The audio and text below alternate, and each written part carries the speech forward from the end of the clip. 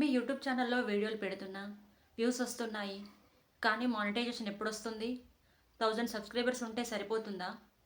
4000 watch hours అంటే ఏంటో కూడా తెలీదా? అయితే ఈ వీడియో కంప్లీట్గా చూడండి, కన్ఫ్యూజన్ అంతా క్లియర్ అయిపోతుంది. ఫస్ట్, మానిటైజేషన్ అంటే ఏంటి? మానిటైజేషన్ అంటే మన వీడియోస్లో మధ్యలో యాడ్స్ పడడం. యాడ్స్ పెడితే యాడ్స్కి యూట్యూబ్ అనేది మనకు మనీ అయితే ఇస్తుంది.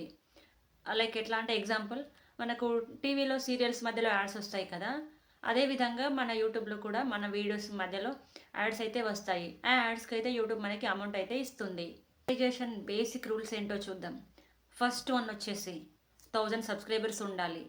సెకండ్ వన్ 4000 వాచ్ అవర్స్ అయినా ఉండాలి, లేదా 10 మిలియన్ షార్ట్ వ్యూస్ అయినా ఉండాలి.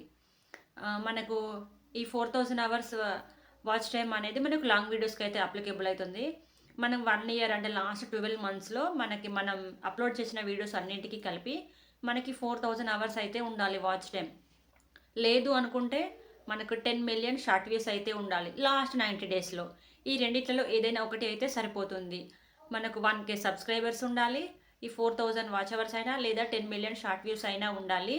మనం ఈ పీరియడ్లో 3 వీడియోస్ ఎట్లాగో అప్లోడ్ చేసి ఉంటాం కదా, అది కూడా ఒక రూల్ అనమాట. ఏంటంటే పాలసీ అండ్ ఒరిజినల్ కంటెంట్. మామూలుగా మనం చేసే కంటెంట్ అనేది ఒరిజినల్ అయి ఉండాలి, మన ఓన్ కంటెంట్ అయి ఉండాలి. ఇంకా మనం వేరే వాళ్ళ రీల్స్ కానీ వీడియోస్ కానీ పెట్టకూడదు. కొంతమంది రీల్స్ డౌన్లోడ్ చేసి అప్లోడ్ చేస్తుంటారు, మూవీ క్లిప్స్ పెడుతుంటారు. ఇలా చేస్తే మానిటైజేషన్ అయితే మనకు రిజెక్ట్ అవుతుందన్నమాట.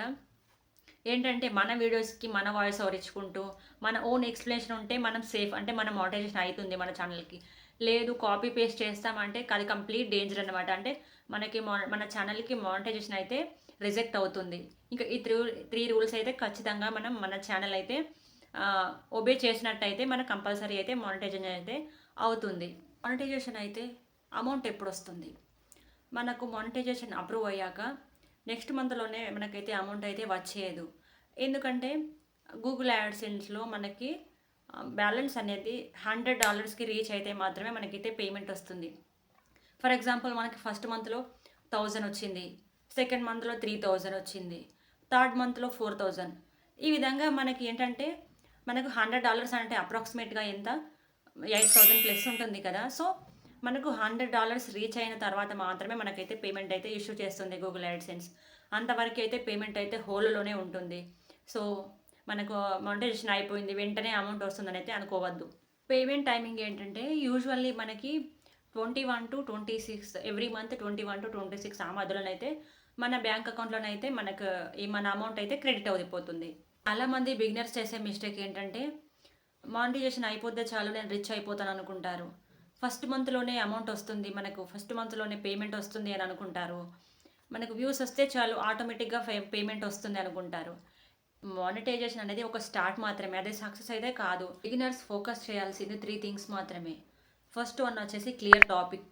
సెకండ్ వన్ వచ్చేసి వాచ్ టైంని ఇంక్రీజ్ చేసుకోవాలి. అంటే మనం వీడియోస్ పోస్ట్ చేసినప్పుడు వ్యూవర్స్ వీడియోని ఎండ్ వరకు చూస్తే మనకి వాచ్ టైం అనేది కొంచెం పెరుగుతుందన్నమాట. సో కన్సిస్టెన్సీగా ఉండాలి. థర్డ్ థింగ్ అంటే అట్లీస్ట్ పర్ వీక్ 1 వీడియో అయినా పోస్ట్ చేస్తూ ఉండాలి. ఇప్పుడే మానిటైజేషన్ గురించి టెన్షన్ పడకండి, యాడ్స్ గురించి ఇప్పుడు టెన్షన్ పడకండి. ఆడియన్స్ని బిల్డ్ చేయండి ఫస్ట్. ఇప్పుడు మీకు మానిటైజేషన్ రూల్స్ క్లియర్ అయ్యాయి, కానీ నెక్స్ట్ 4000 వాచ్ అవర్స్ ఎలా తెచ్చుకోవాలి, ఏ విధంగా రీచ్ అవ్వాలి? 4000 వాచ్ అవర్ని ఏ విధంగా తెచ్చుకోవాలి, ఫేక్ చేయకుండా, షార్ట్ కట్స్ లేకుండా కంప్లీట్గా నెక్స్ట్ వీడియోలో అయితే నేను వీడియో షేర్ చేస్తాను. ఈ వీడియో కనుక మీకు యూస్ఫుల్గా అనిపిస్తే ఒక లైక్ చేయండి. బిగినర్స్ గైడ్ కోసం అయితే ఈ ఛానల్ని సబ్స్క్రైబ్ చేసుకొని నన్ను అయితే సపోర్ట్ చేసేయండి.